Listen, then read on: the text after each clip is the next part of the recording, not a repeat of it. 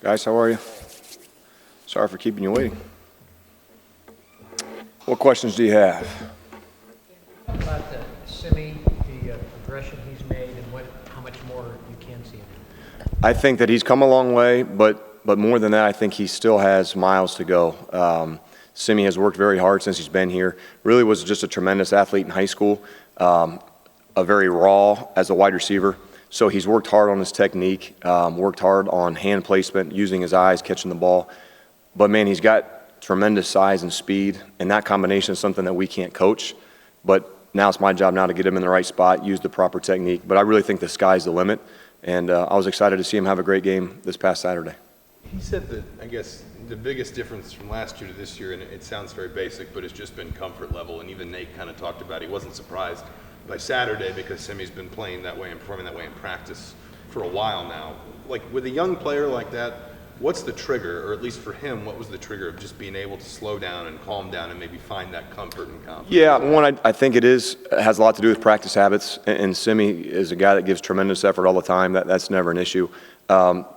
After that, then it becomes the game experience. And for him, he's played a bunch a year ago. He's played a ton this year.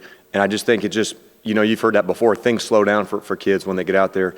They don't get overwhelmed by the moment or by the crowd, by the game, by the situation. They just kind of go out and play. I think Simi and Nate, with a lot of our receivers, had a tremendous offseason, worked very hard together for some of that chemistry, and now it's starting to show off a little bit. You talk about need to improve. He dropped a pass when he turned upfield too quick. He's trying to get a first down. Would have been a big first down for the end of the game.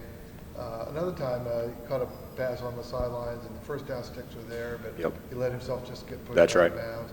Is that the kind of stuff you're talking about? No doubt about it. And that's something that, in the film room, I put the clip up and I showed it, and I say, Simi, now listen, it doesn't seem like a big deal at the time, but now we get to a 3rd and 1, we jump off sides, now all of a sudden it's a 3rd and 6 when we really could have had that first down. So yeah, that's just a part of growing up and learning. And really it's a part of him still learning how to use his physicalness with his physical stature to run through people and go get that first down. But certainly I think that's part of the growing up process. Sort of tongue-in-cheek, but has the time come for Darius to be an offensive force, Darius Latham? I don't know that the time has come for Darius to be an offensive force. I think we're trying to use what we can and what we have and to the best of our ability. He's an extremely athletic young man. Obviously, he's a load. And, boy, if we can just get him to go straight ahead and run into someone, he's going to open up some holes. Do you think you guys pulled the reins in a little bit too early Saturday? I mean, obviously the game got close down the stretch. Yep. I'm thinking back if you guys were just over midfield, it's 24-10, it's a 3rd and 5, and just ran Divine up into the middle and punted. It turned out well. That was before the 6. Right, it was a tremendous punt. Do you guys think you maybe got a little bit? I don't think so. I think what happens is we run the ball very well, and in our run game, we give our quarterbacks pass options all the time, whether it's a bubble throw, whether it's a quick out. So for us, even though it looks like we're calling runs and being conservative, we still have the ability to throw the football. Just at that time, the ball didn't get put out onto the perimeter. So I don't know that we really did. I think that Jordan Howard's our best player. And so for us to put the game in his hands and let him win the game for us, I think is something that we look to do. But at the same time, in our offense, we're not just one-dimensional. We always have the ability to get the ball out. It just didn't happen at that time. Coach talked about Ohio State doing a good job of taking away the outside guys, taking away the quick throw.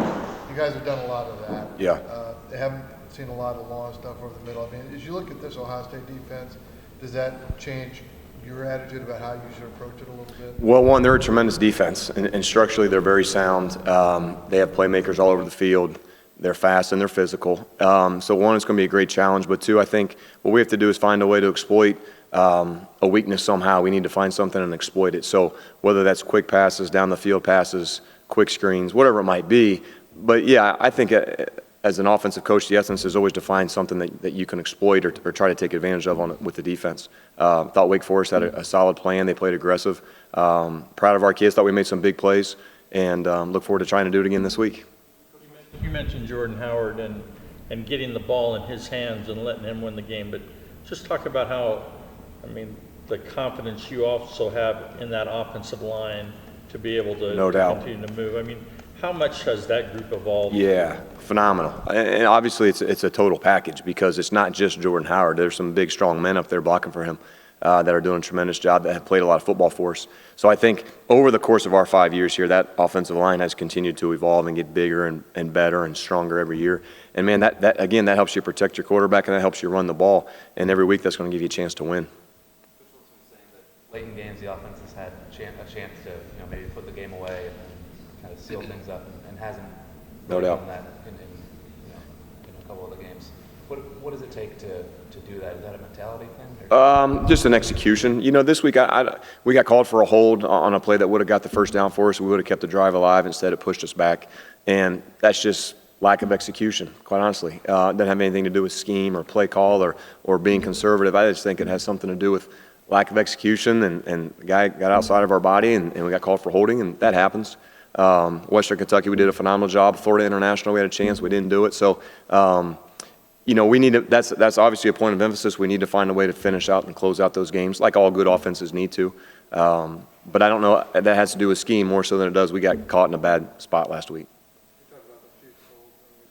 Correct. I think you guys would probably run the game out. Yeah, coming right to our sideline. And then, whatever, that happens. You're going to get called for those.